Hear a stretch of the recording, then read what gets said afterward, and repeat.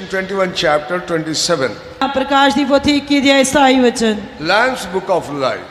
ਲੇਲੇ ਦੇ ਜੀਵਨ ਦੀ ਪੋਥੀ। Who is this Lamb's book of life? ਇਹ ਲੇਲੇ ਦੀ ਜੀਵਨ ਦੀ ਪੋਥੀ ਕੀ ਹੈ? They are anointed one, anointed by the Holy Spirit. ਇਹ ਪਵਿੱਤਰ ਆਤਮਾ ਦੇ ਨਾਲ ਮਸਾ ਕੀਤੇ ਗਏ ਹਨ। Their names will be written in the book of Lamb's book of life. ਉਹਨਾਂ ਦੇ ਨਾਮ ਜੀਵਨ ਉਹਨਾਂ ਦੇ ਨਾਮ ਲੇਲੇ ਦੇ ਜੀਵਨ ਦੀ ਪੋਥੀ ਵਿੱਚ ਲਿਖੇ ਜਾਣਗੇ।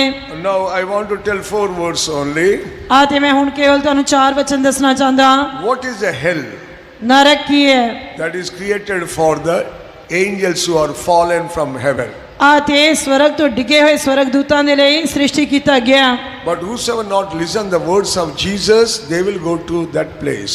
ਪਰ ਜਿਹੜੇ ਪ੍ਰਭੂ ਯਿਸੂ ਮਸੀਹ ਦੇ ਵਚਨਾਂ ਦੀ ਆਗਿਆਕਾਰੀ ਨਹੀਂ ਕਰਦੇ ਉਹ ਇਸ ਜਗ੍ਹਾ ਤੇ ਜਾਣਗੇ। First of all, Revelation 20 chapter 1 and 2. ਸਭ ਤੋਂ ਪਹਿਲਾਂ ਪ੍ਰਕਾਸ਼ ਦੀ ਪੋਥੀ 12 ਅਧਿਆਇ ਪਹਿਲਾ ਤੇ ਦੂਜਾ ਵਚਨ।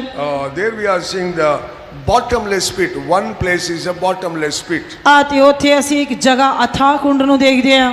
Bottomless pit, they will throw into the bottomless pit. ਉਹ ਅਥਾਹ ਕੁੰਡ ਵਿੱਚ ਸੁੱਟੇ ਜਾਣਗੇ। Who will go there? ਕੌਣ ਉੱਥੇ ਜਾਣਗੇ?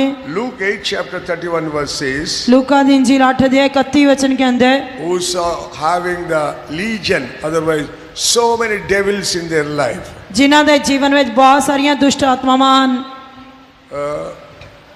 They are thrown into the bottomless pit. ਉਹ ਅਥਾਹ ਕੁੰਡ ਵਿੱਚ ਸੁੱਟੇ ਜਾਣਗੇ। Revelation 9 chapter 1 and 2 11 says there is a bottomless pit. ਪ੍ਰਕਾਸ਼ ਦੀ ਪੋਥੀ 9 ਅਧਿਆਇ ਪਹਿਲਾ ਦੂਜਾ ਤੇ 11 ਵਚਨ ਦੱਸਦਾ ਕਿ ਇੱਕ ਅਥਾਹ ਕੁੰਡ ਨਾਮ ਦੀ ਜਗ੍ਹਾ ਹੈ। That's why we have to be very careful in our life. ਇਸੇ ਕਰਕੇ ਅਸੀਂ ਆਪਣੇ ਜੀਵਨ ਦੇ ਅੰਦਰ ਸੁਧਾਰ ਲਿਆਉਣਾ ਹੈ। What is the second place in hell? ਆ ਤੇ ਨਰਕ ਦੀ ਦੂਜੀ ਜਗ੍ਹਾ ਕਿਹੜੀ ਹੈ? Peace of the departed soul. ਆ ਤੇ ਉਹ ਜੁਦਾ ਹੋਈਆਂ ਰੂਹਾਂ ਦੇ ਲਈ ਜਗ੍ਹਾ। That place is the place is a departed soul. ਜੋ ਰੂਹਾਂ ਅਲੱਗ ਹੋ ਚੁੱਕੀਆਂ ਹਨ ਉਹਨਾਂ ਦੇ ਲਈ ਜਗ੍ਹਾ। That is the hell called the tormenting place. ਉਹ ਨਰਕ ਦੀ ਉਸਤਾਉ ਵਾਲੀ ਜਗ੍ਹਾ ਨੂੰ ਕਹਿੰਦੇ ਹਨ। That is only Luke 16 chapter 23rd rich man went there. ਇਹ ਅਸੀਂ ਲੂਕਾ ਦੀ ਇੰਜੀਲ 16 ਅਧਿਆਇ 23 ਵਚਨ ਵਿੱਚ ਵੇਖਦੇ ਹਾਂ ਜਿੱਥੇ ਉਹ ਧਨੀ ਵਿਅਕਤੀ ਗਿਆ। Rich man went to there. ਉਹ ਧਨੀ ਵਿਅਕਤੀ ਉਸ ਉਸਤਾਉ ਵਾਲੀ ਜਗ੍ਹਾ ਤੇ ਗਿਆ। Dear child of God, that is also type of hell. ਪਰਮੇਸ਼ਰ ਦੇ ਪਿਆਰੇ ਬੱਚਿਓ ਉਹ ਵੀ ਨਰਕ ਦੀ ਇੱਕ ਜਗ੍ਹਾ ਹੈ। Mark 9 chapter 43 verse says, Markus ਦੀ ਇੰਜੀਲ 9 ਅਧਿਆਇ 43 ਵਚਨ ਕਹਿੰਦੇ ਹੈ, the place of the eternal fire. ਸਦੀਪਕ ਅੱਗ ਦੀ ਜਗ੍ਹਾ। Who will go there? ਕੌਣ ਉੱਥੇ ਜਾਏਗਾ? Who will do the sin by the hands? ਜਿਹੜੇ ਹੱਥਾਂ ਦੇ ਨਾਲ ਪਾਪ ਕਰਦੇ ਹਨ। Who will do the sin by their ear and eyes and legs, all the members of the body. ਜਿਹੜੇ ਆਪਣੀਆਂ ਕੰਨਾਂ ਦੇ ਨਾਲ, ਅੱਖਾਂ ਦੇ ਨਾਲ, ਪੈਰਾਂ ਦੇ ਨਾਲ, ਹੱਥਾਂ ਦੇ ਨਾਲ, ਸਰੀਰ ਦੇ ਅੰਗਾਂ ਨਾਲ ਪਾਪ ਕਰਦੇ ਹਨ। They will go to the hell fire. ਉਹ ਨਰਕ ਦੀ ਅੱਗ ਵਿੱਚ ਜਾਣਗੇ। That is eternal fire. ਉਹ ਸਦੀਪਕ ਅੱਗ ਹੈ। What is the fourth one? ਚੌਥਾ ਕੀ ਹੈ? Matthew 8 chapter 12 verse says, ਮਾਤੀ ਦੀ ਇੰਜੀਲ 8 ਅਧਿਆਇ 12 ਵਚਨ ਕਹਿੰਦਾ ਹੈ, whosoever not having the faith in God, they will throw into the hell fire. ਜਿਨ੍ਹਾਂ ਨੂੰ ਪਰਮੇਸ਼ਰ ਦੇ ਉੱਤੇ ਵਿਸ਼ਵਾਸ ਨਹੀਂ ਹੈ ਉਹਨਾਂ ਨੂੰ ਨਰਕ ਦੀ ਅੱਗ ਵਿੱਚ ਸੁੱਟਿਆ ਜਾਏਗਾ। Matthew 22 chapter 13 says, ਮਾਤੀ ਦੀ ਇੰਜੀਲ 22 ਅਧਿਆਇ 13 ਵਚਨ ਕਹਿੰਦਾ ਹੈ, whosoever not having the without garments, they will go to the outer darkness. ਆ ਤੇ ਜਿਨ੍ਹਾਂ ਦੇ ਕੋਲ ਵਿਆਹ ਵਾਲੇ ਬਸਤਰ ਨਹੀਂ ਹੋਣਗੇ ਉਹਨਾਂ ਨੂੰ ਬਾਹਰੀ ਹਨੇਰੇ ਵਿੱਚ ਸੁੱਟਿਆ ਜਾਏਗਾ। This is the fourth place, hell fire. ਇਹ ਨਰਕ ਦੀਆਂ 4 ਜਗ੍ਹਾਵਾਂ ਹਨ। Why I told like this? ਮੈਂ ਕਿਉਂ ਇਸ ਤਰ੍ਹਾਂ ਦੱਸਿਆ ਹੈ?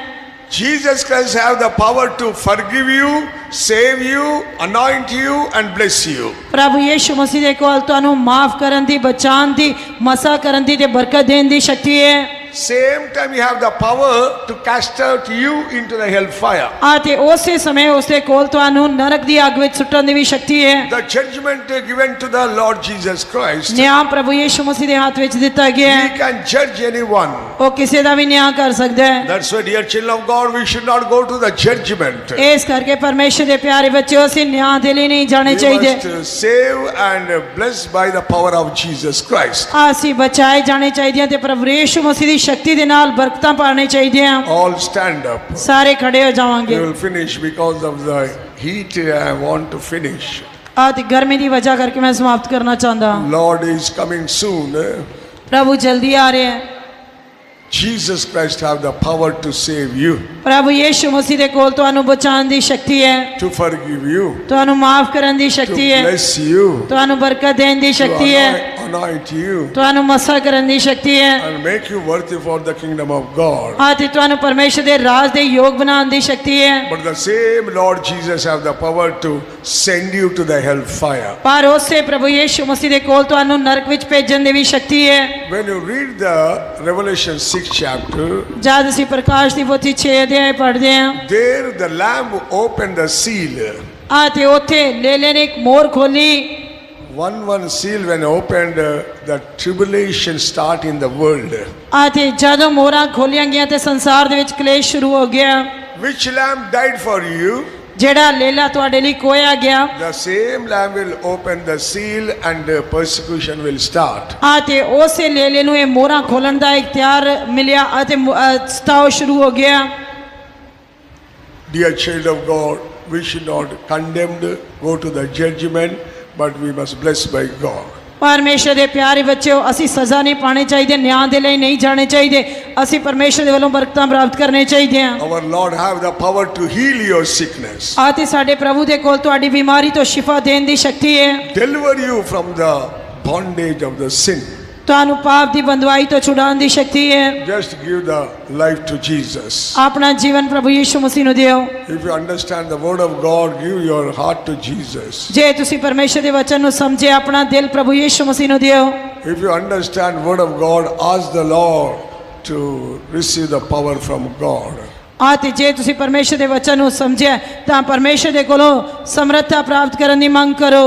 Don't go to the hellfire. ਨਰਕ ਦੀ ਅੱਗ ਵਿੱਚ ਨਾ ਜਾਓ, Lord is coming soon. ਪ੍ਰਭੂ ਜਲਦੀ ਆ ਰਿਹਾ ਹੈ। Surrender your life. ਆਪਣਾ ਜੀਵਨ ਸਮਰਪਿਤ ਕਰਾਂਗੇ, Open your mouth and pray. ਆਪਣਾ ਮੂੰਹ ਖੋਲ ਕੇ ਪ੍ਰਾਰਥਨਾ ਕਰਾਂਗੇ। Lord will bless you. ਪ੍ਰਭੂ ਤੁਹਾਨੂੰ ਬਰਕਤ ਦੇਵੇਗਾ, Lord will touch you. ਪ੍ਰਭੂ ਤੁਹਾਨੂੰ ਛੂਏਗਾ, Lord will do the miracle in your life. ਪਰਮੇਸ਼ਰ ਤੁਹਾਡੇ ਜੀਵਨ ਵਿੱਚ ਚਮਤਕਾਰ ਕਰੇਗਾ। Amen. Amen. Amen. 5 minutes only. 5 minute.